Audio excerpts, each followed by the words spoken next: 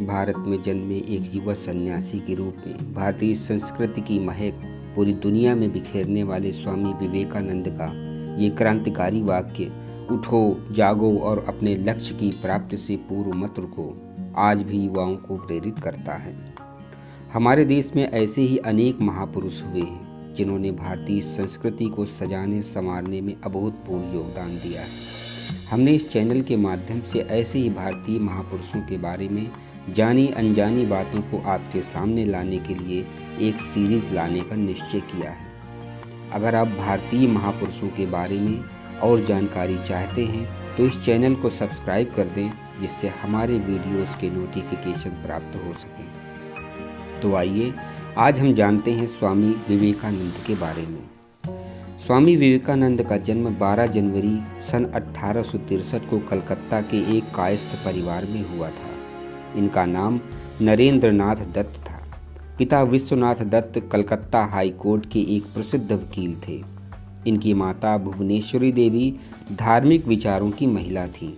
उनका अधिकांश समय भगवान शिव की पूजा अर्चना में व्यतीत होता था। नरेंद्र के पिता और उनकी मां के धार्मिक प्रगतिशील रवैये ने उनकी सोच और व्यक्तित्व को आकार देने में मदद की। बचपन से ही नरेंद्र अत्यंत कुशाग्र बुद्धि के तो थे ही, नटखट भी थे। उनके घर में रोज नियम पूर्वक पूजा पाठ होता था। नियमित रूप से भजन कीर्तन भी होता रहता था। परिवार के धार्मिक और आध्यात्मिक वातावरण के प्रभाव से बालक नरेंद्र के मन में बचपन से ही धर्म और आध्यात्म के संस्कार गहरे हो गए।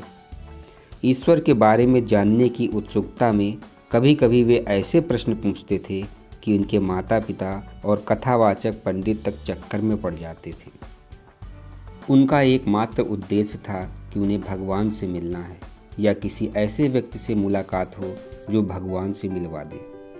नरेंद्र रामकृष्ण परमहंस से दक्षिणेश्वर मंदिर में मिले थे। रामकृष्ण नरेंद्र से मिलकर बहुत प्रभावित हुए।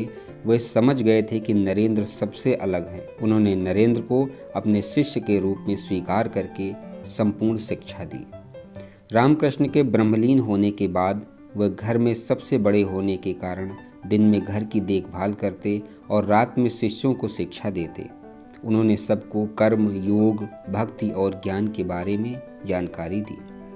25 वर्ष की अवस्था में नरेंद्र ने गेरुआ वस्त्र धारण कर लिए थे। तत्पश्चात उन्होंने पैदल ही पूरे भारतवर्ष की यात्रा की। विवेकानंद ने 31 मई 1893 को अपनी यात्रा प्रारंभ की और जापान के कई शहरों नागासाकी, योकोहामा, टोक्यो आदि का दौरा किया।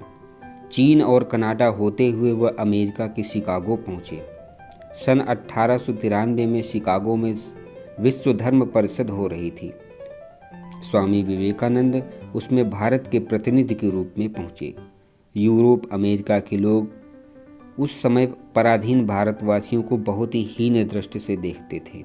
वहाँ लोगों ने बहुत प्रयत्न किया कि स्वामी विवेकानंद को सर्वधर्म परिषद में बोलने का अवसर ही न मिले, परंतु एक अमेरिकन प्रोफेसर के प्रयास से उन्हें थोड़ा समय दिया गया। उस परिषद में उनके विचार सुनकर सभी विद्वान चकित हो गए। फिर तो अमेरिका में उनका अत्यधिक स्वागत हुआ। वहाँ उनके भक्तों का एक बड़ा समुदाय बन गया। 3 वर्षों तक वे अमेरिका में रहे और वहाँ के लोगों को भारतीय तत्वज्ञान की अद्भुत ज्योति प्रदान की। अध्यात्म विद्या और भारतीय दर्शन के बिना विश्व अनाथ हो जाएगा, यह स्वामी विवेकानंद का दृढ़ विश्वास था। अमेरिका में उन्होंने रामकृष्ण मिशन की अनेक शाखाएं स्थापित की। 39 वर्ष के संक्षिप्त जीवन काल में स्वामी जी जो काम कर गए, वे आने वाली अनेक शताब्दियों तक पीढ़ियों का मार्गदर्शन करती रहेगी। गुरुदेव रवींद्रनाथ टैगोर ने एक बार कहा था, यदि आप भारत को जानना चाहते हैं तो विवेकानंद को पढ़िए। उनमें आप सकारात्मक ही पाएंगे, नकारात्मक कुछ भी नहीं। हिमालय में एक बार एक अनजान यात्री उन्हें देखकर ठिठक कर रुक गया और आश्चर्यपूर्वक चिल्ला उठा, शिव। यह ऐसा हुआ मानो उस व्यक्ति के आराध्य देव ने अपना नाम उसके माथे पर लिख दिया हो। वे केवल संत ही नहीं, एक महान देशभक्त, वक्ता, विचारक, लेखक और मानव प्रेमी भी थे। महात्मा गांधी को आज़ादी की लड़ाई में जो जन समर्थन मिला, वह विवेकानंद के आह्वान का ही फल था।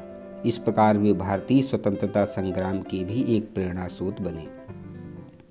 उनका कथन था, उठो जागो, स्वयं जाग कर औरों को जगाओ, अपने नर जन्म को सफल करो और तब तक नहीं रुको जब तक लक्ष्य प्राप्त न हो जाए।